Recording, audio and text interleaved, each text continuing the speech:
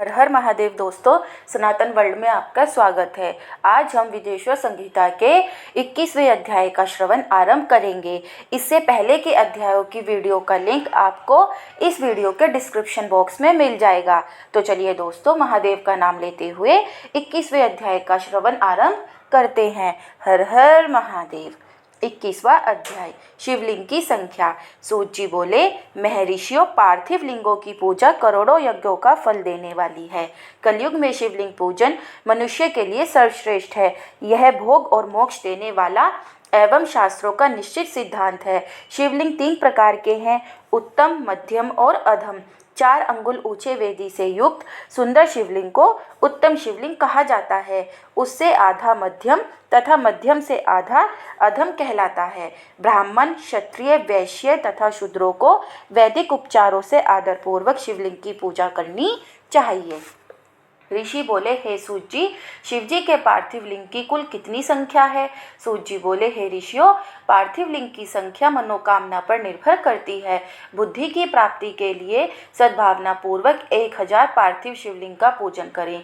धन की प्राप्ति के इच्छुक 1500 शिवलिंगों का तथा वस्त्र प्राप्ति हेतु 500 शिवलिंगों का पूजन करें।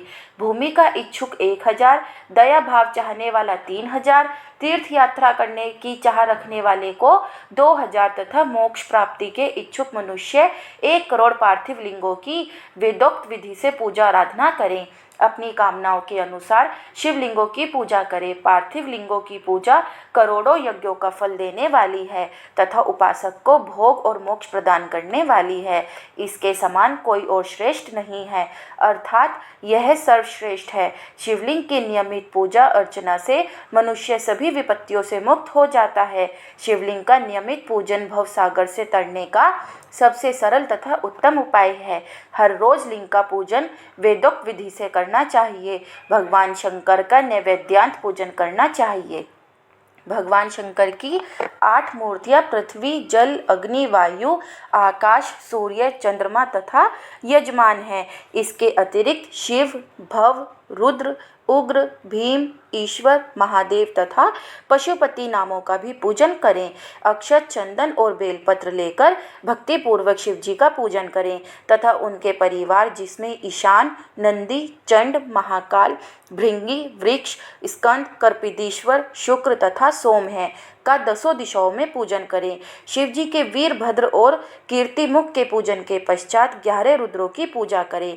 पंचाक्षर मंत्र का जाप करें तथा शत्रुद्रिय और शिव पंचांग का पाठ करें। इसके उपरांत शिवलिंग की परिक्रमा कर शिवलिंग का विसर्जन करें। रात्रि के समय समस्त देव कार्यों को उत्तर दिशा की ओर मुँह करके ही करना चाहिए। पूजन करते समय मन में भगवान शिव का स्मरण करना चाहिए। जिस स्थान पर शिवलिंग स्थापित हो वहाँ पर पूर्व, पश्चिम और उत्तर दिशा में ना बैठें, क्योंकि पूर्व दिशा भगवान शिव के सामने पड़ती है और इष्ट देव का सामना नहीं रोकना चाहिए। उत्तर दिशा में शक्ति स्वरूपा देवी उमा विराजमान रहती हैं।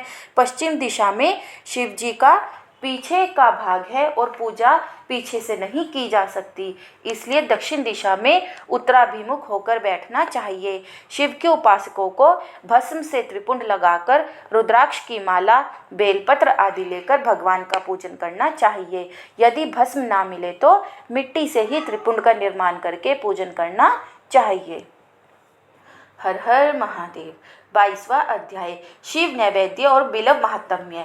ऋषि बोले, हे सूत जी, हमने पूर्व में सुना है कि शिव का नैवेद्य ग्रहण नहीं करना चाहिए। इस संबंध में शास्त्र क्या कहते हैं, इसके बारे में बताइए तथा बिल्व के महात्म्य को भी स्पष्ट कीजिए। सूत जी ने कहा, हे मुनियों, आप सभी शिव व्रत का पालन करने वाले हैं, इसलिए मैं आपको प्रसन्नतापूर्वक सारी बातें बता रहा हूँ। आप ध्यानपूर्वक सुने। भगवान शिव के भक्त को जो उत्तम व्रत का पालन करता है तथा बाहर भीतर से पवित्र व शुद्ध है, अर्थात निष्काम भावना से भगवान शंकर की पूजा अर्चना करता है, शिव नैवेद्य का विषय भक्षण करना चाहिए, क्योंकि नैवेद्य को देख लेने से ही सारे पाप दूर हो जाते हैं। उसको ग्रहण करने से बहुत से पुण्यों का फल मिलता है। नैवेद्य को खाने से हजारों और अरबों यज्ञों का पुण्य अंदर आ जाता है।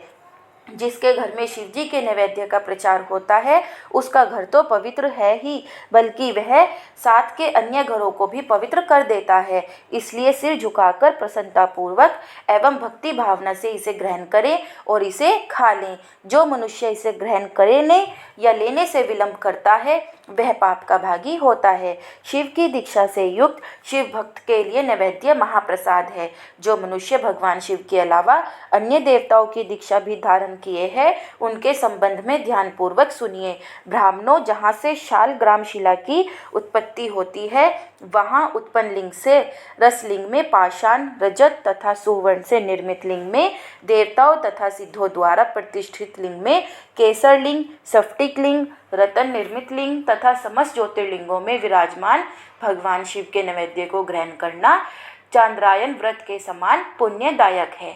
शिव नैवेद्य भक्षण करने एवं उसे सिर पर धारण करने से ब्रह्म हत्या के पाप से भी छुटकारा मिल जाता है और मनुष्य पवित्र हो जाता है। परंतु जहाँ चांडालों का अधिकार हो वहाँ का महाप्रसाद भक्तिपूर्वक भक्षण नहीं करना चाहिए।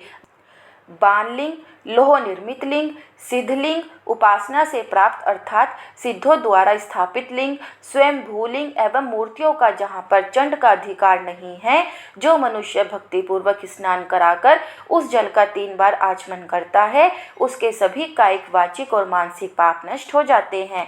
जो वस्तु भगवान शिव को अर्पित की जाती है वह अत्यंत पवित्र मानी जाती है। हे ऋषियों, बिलव अर्थात बेल का वृक्ष महादेव का रूप है। देवताओं द्वारा इसकी स्तुति की गई है। तीनों लोकों में स्थित सभी तीर्थ बिलव में ही निवास करते हैं, क्योंकि इसकी जड़ में लिंग रूपी महादेव जी का वास होता है। जो इसकी पूजा करता है वह निश्चय ही शिव पद प्राप्त करता है। जो मनुष्य बिलव की जड़ के पास अपने मस्तक को जल से सींचता है उसे संपूर्ण तीर्थ स्थलों पर स्नान का फल प्राप्त होता है। बिलव की जड़ों को पूरा पानी से भरा देखकर भगवान शिव संतुष्ट एवं प्रसन्न होते हैं।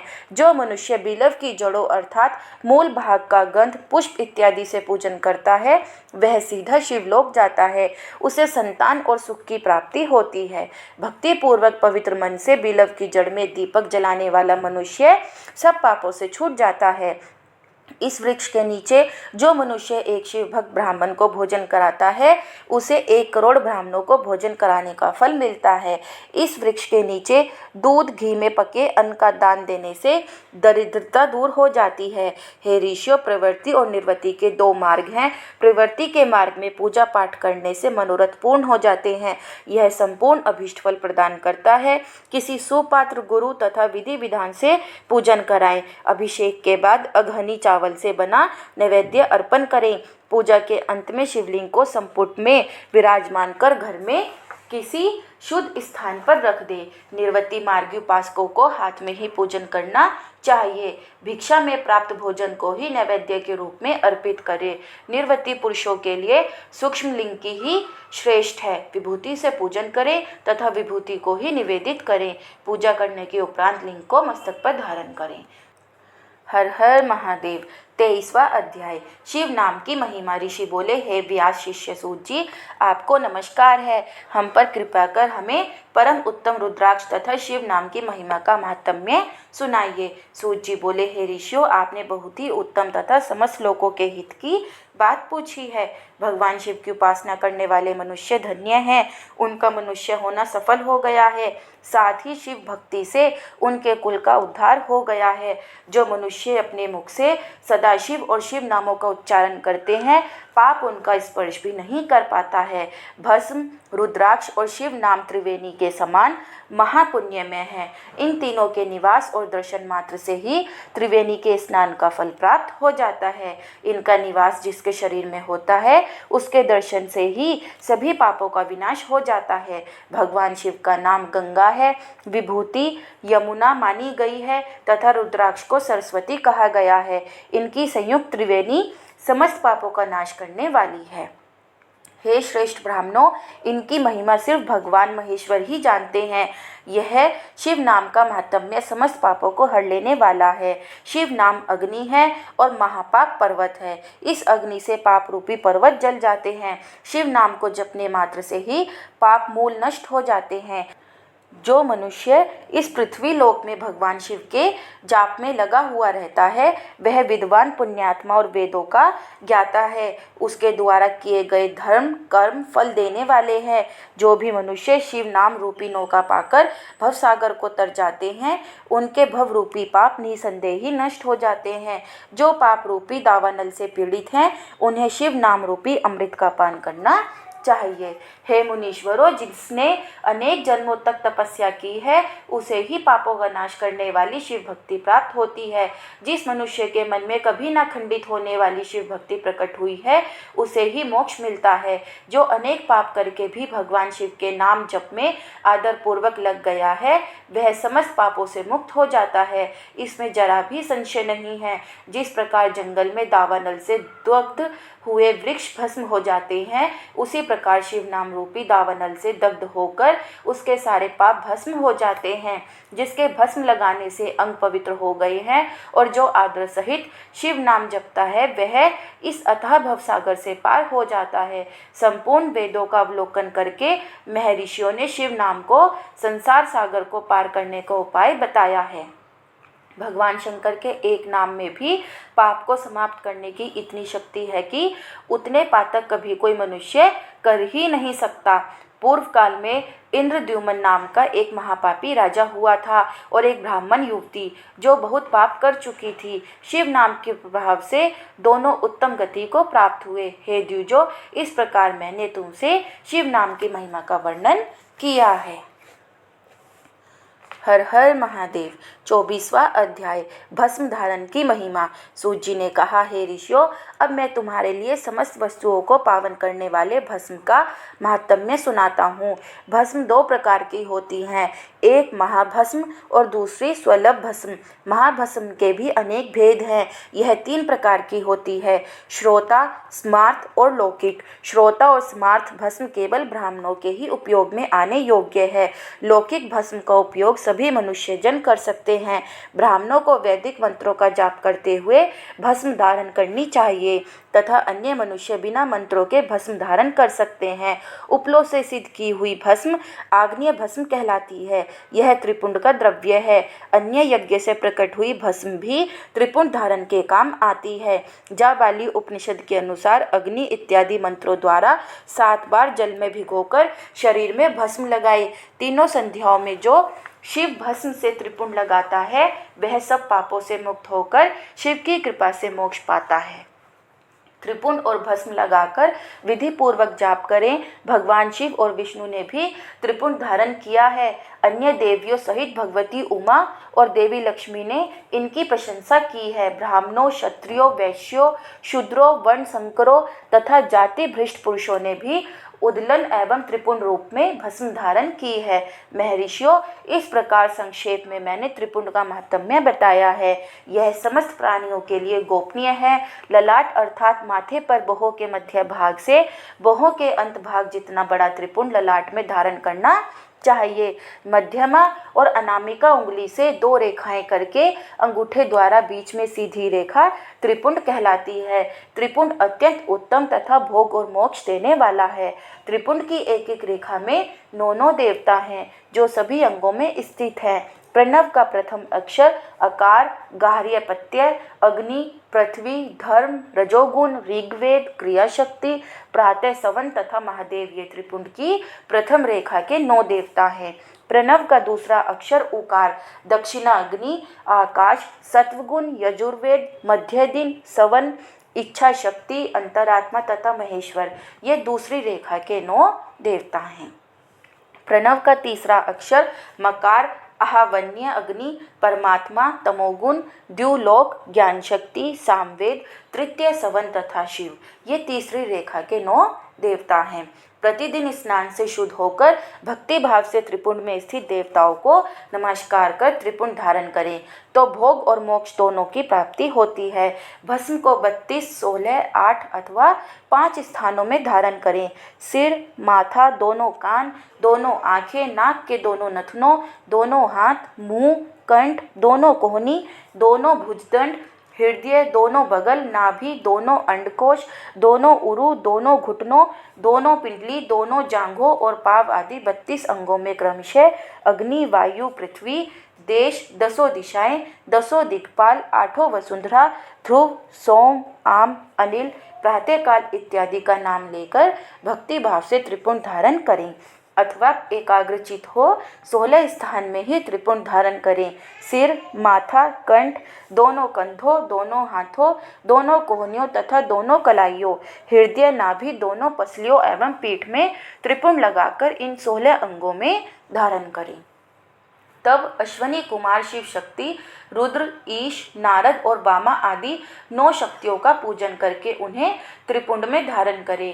सिर, बालों, दोनों कान, मुंह, दोनों हाथ, हृदय, नाभि, उरुयुगुल, दोनों पिंडली एवं दोनों पांवों, इन 16 अंगों में क्रमशः शिव, चंद्रमा, रुद्र, ब्रह्मा, गणेश, लक्ष्मी, विष्णु, शिव, प्रजापति, नाग, दोनों नाग कन्या, ऋषि कन्या, समुद्र तीर्थ इत्यादि के नाम स्मरण करके त्रिपुंड भस्म धारण करें। माथा, दोनों कान, दोनों कंधे, छाती, नाभि एवं गुह्य अंग आदि 8 अंगों में सप्तऋषि ब्राह्मणों का नाम लेकर भस्म धारण करें अथवा मस्तक, दोनों भुजाएं, हृदय और नाभि, इन 5 स्थानों को भस्म धारण करने के योग्य बताया गया है। देश तथा काल को ध्यान में रखकर भस्म को अभिमंत्रित करना चाहिए तथा भस्म को जल में मिलाना चाहिए। त्रिनेत्रधारी, सभी गुणों के आधार तथा सभी देवताओं के जनक और ब्रह्मा एवं रुद्र की उत्पत्ति करने वाले पर ब्रह्म परमात्मा शिव का ध्यान करते हुए ओम नमः शिवाय मंत्र को बोलते हुए माथे एवं अंगों पर त्रिपुंड धारण करें। हर हर महादेव। 25वां अध्याय रुद्राक्ष महात्म्य। सूत जी कहते हैं, महाज्ञानी शिव स्वरूप शौनक, भगवान शंकर के प्रिय रुद्राक्ष का महात्म्य मैं तुम्हें सुना रहा हूँ। यह रुद्राक्ष परम पावन है। इसके दर्शन, स्पर्श एवं जप करने से समस्त पाप नष्ट हो जाते हैं। इसकी महिमा तो स्वयं सदाशिव ने संपूर्ण लोकों के कल्याण के लिए देवी पार्वती को सुनाई है। भगवान शिव बोले, हे देवी, तुम्हारे प्रेमवश भक्तों के हित की कामना से रुद्राक्ष की महिमा का वर्णन कर रहा हूँ। पूर्व काल में मैंने मन को संयम में रखकर हजारों दिव्य वर्षों तक घोर तपस्या की। एक दिन अचानक मेरा मन शुद्ध हो उठा और मैं सोचने लगा कि मैं संपूर्ण लोगों का उपकार करने वाला स्वतंत्र परमेश्वर हूँ। अतः मैंने लीलावश अपने दोनों नेत्र खोल दिए। नेत्र खुलते ही मेरे नेत्रों से जल की झड़ी लग गई। उसी से गौड़ देश से लेकर मथुरा, अयोध्या, काशी, लंका, मल्याचल पर्वत आदि स्थानों में रुद्राक्षों के पेड़ उत्पन्न हो गए। तभी से इनका महात्म्य बढ़ गया और वेदों में भी इनकी महिमा का वर्णन किया गया है। इसलिए रुद्राक्ष की माला समस्त पापों का नाश कर भक्ति मुक्ति देने वाली है। ब्राह्मण, वैश्य, क्षत्रिय और शूद्र जातियों में जन्मे शिव भक्त सफ़ेद, लाल, पीले या काले रुद्राक्ष धारण करे। मनुष्यों को जाति अनुसार ही रुद्राक्ष धारण करना चाहिए। आंवले के फल के बराबर रुद्राक्ष को श्रेष्ठ माना जाता है। बेर के फल के बराबर को मध्यम श्रेणी का और चने के आकार के रुद्राक्ष को निम्न श्रेणी का माना जाता है। हे देवी, बेर के समान रुद्राक्ष छोटा होने पर भी लोक में उत्तम फल देने वाला तथा सुख सौभाग्य की वृद्धि करने वाला होता है। जो रुद्राक्ष आंवले के बराबर है वह अभी अनिष्टों का विनाश करने वाला तथा सभी मनोरथों को पूर्ण करने वाला होता है। रुद्राक्ष जैसे जैसे छोटा होता है वैसे अधिक फल देने वाला होता है। पापों का नाश करने के लिए रुद्राक्ष धारण अवश्य करना चाहिए। यह संपूर्ण अभीष्ट फलों की प्राप्ति सुनिश्चित करता है। लोक में मंगलमय रुद्राक्ष जैसा फल देने वाला कुछ भी नहीं है। समान आकार वाले चिकने, गोल, मजबूत, मोटे, कांटेदार रुद्राक्ष सब मनोरथ सिद्ध एवं भक्ति मुक्ति दायक है, किंतु कीड़ों द्वारा खाए गए टूटे फूटे कांटों से युक्त तथा जो पूरा गोल ना हो, इन 5 प्रकार के रुद्राक्षों का त्याग करें। जिस रुद्राक्ष में अपने आप डोरा पिरोने के लिए छेद हो वही उत्तम माना गया है। जिसमें मनुष्य द्वारा छेद किया हो उसे मध्यम श्रेणी का माना जाता है। इस जगत में 1100 रुद्राक्ष धारण करके मनुष्य जो फल पाता है उसका वर्णन नहीं किया जा सकता। भक्तिमान पुरुष 550 रुद्राक्ष के दानों का मुकुट बना ले और उसे सिर पर धारण करे। 360 दानों का हार बना ले। ऐसे 3 हार बनाकर उनका यज्ञोपवीत धारण करे। महर्षियों, सिर पर ईशान मंत्र से, कान में तत्पुरुष मंत्र से रुद्राक्ष धारण करना चाहिए। गले में रुद्राक्ष, मस्तक पर त्रिपुंडधारी रुद्राक्ष पहने। ओम नमः शिवाय मंत्र का जाप करने वाला मनुष्य यमपुर को नहीं जाता। रुद्राक्ष माला पर मंत्र जपने का करोड़ गुना फल मिलता है। 3 मुख वाला रुद्राक्ष साधन सिद्ध करता है एवं विद्याओं में निपुण बनाता है। 4 मुख वाला रुद्राक्ष ब्रह्म स्वरूप है। इसके दर्शन एवं पूजन से नर हत्या का पाप छूट जाता है। यह धन, अर्थ, काम, मोक्ष आदि चारों पुरुषार्थों का फल देता है। 5 मुख वाले रुद्राक्ष को काल अग्नि अर्थात पंचमुखी कहा जाता है। यह सर्व कामनाएं पूर्ण कर मोक्ष प्रदान करता है। अभोग्य स्त्रियों को भोगने के पाप तथा भक्षण के पापों से मुक्त हो जाता है। 6 मुखी रुद्राक्ष कार्तिकेय का स्वरूप है। इसको सीधी बाह में बांधने से ब्रह्म हत्या के दोष से मुक्ति मिलती है। सप्तमुखी रुद्राक्ष धारण करने से धन की प्राप्ति होती है। 8 मुखों वाला रुद्राक्ष भैरव का स्वरूप है। इसे धारण करने से लंबी आयु प्राप्त होती है और मरने पर शिवपद प्राप्त हो जाता है। 9 मुखों वाला रुद्राक्ष भैरव तथा कपिल मुनि का स्वरूप माना जाता है और भगवती दुर्गा उसकी अधिष्ठात्री देवी मानी गई हैं। इसे बाएं हाथ में धारण करने से समस्त वैभवों की प्राप्ति होती है। 10 मुख वाला रुद्राक्ष साक्षात भगवान विष्णु का रूप है। इसे धारण करने से सभी मनोरथ पूर्ण हो जाते हैं। 11 मुख वाला रुद्राक्ष रुद्र रूप है। इसको धारण करने से मनुष्य को सब स्थानों पर विजय मिलती है। 12 मुख वाले रुद्राक्ष को बालों में धारण करने से मस्तक पर 11 सूर्यों के समान तेज प्राप्त होता है। 13 मुख वाला रुद्राक्ष विश्व देवों का स्वरूप है। इसे धारण करने से सौभाग्य और मंगल का लाभ मिलता है। 14 मुख वाला रुद्राक्ष साक्षात शिव स्वरूप है। इसे भक्ति पूर्वक मस्तक पर धारण करने से समस्त पापों का नाश हो जाता है। इस प्रकार मुखों के भेद से रुद्राक्ष के 14 भेद बताए गए हैं। हे पार्वती जी, अब मैं तुम्हें रुद्राक्ष धारण के मंत्र सुनाता हूँ। ओम ह्रीं नमः, ओम नमः, क्लीं नमः, ओम ह्रीं नमः, ओम ह्रीं नमः, ओम ह्रीं हूं नमः, ओम हूं नमः, ओम हूं नमः, ओम हूं नमः, ओम ह्रीं हूं नमः, ओम ह्रीं हूं नमः, ओम हूं नमः, ओम क्रोम शोरो नमः तथा ओम ह्रीं नमः। इन 14 मंत्रों द्वारा क्रमशः 1 से लेकर 14 मुख वाले रुद्राक्ष को धारण करने का विधान है। साधक को नींद और आलस्य का त्याग कर श्रद्धा भक्ति से मंत्रों द्वारा रुद्राक्ष धारण करना चाहिए। रुद्राक्ष की माला धारण करने वाले मनुष्य को देखकर भूत, प्रेत, पिशाच, डाकनी, शाकनी दूर भाग जाते हैं। रुद्राक्षधारी पुरुष को देखकर स्वयं में भगवान विष्णु, देवी दुर्गा, गणेश, सूर्य तथा अन्य देवता भी प्रसन्न हो जाते हैं। इसलिए धर्म की वृद्धि के लिए भक्तिपूर्वक मंत्रों द्वारा विधिवत रुद्राक्ष धारण करना चाहिए। मुनीश्वर, भगवान शिव ने देवी पार्वती से जो कुछ कहा था वह मैंने आपको कह सुनाया है। मैंने आपके समक्ष विदेश्वर संगीता का वर्णन किया है। यह संगीता संपूर्ण सिद्धियों को देने वाली तथा भगवान शिव की आज्ञा से मोक्ष प्रदान करने वाली है। जो मनुष्य इसे नित्य पढ़ते अथवा सुनते हैं वे पुत्र पौत्रादि के सुख भोग कर सुखमय जीवन व्यतीत करके अंत में शिव रूप होकर मुक्त हो जाते हैं। विदेश्वर संगीता संपूर्ण। दोस्तों, अगर आपको यह वीडियो अच्छी लगी हो तो प्लीज़ वीडियो को लाइक और चैनल को सब्सक्राइब करें और कमेंट में हर हर महादेव लिखना ना भूलें। हर हर महादेव।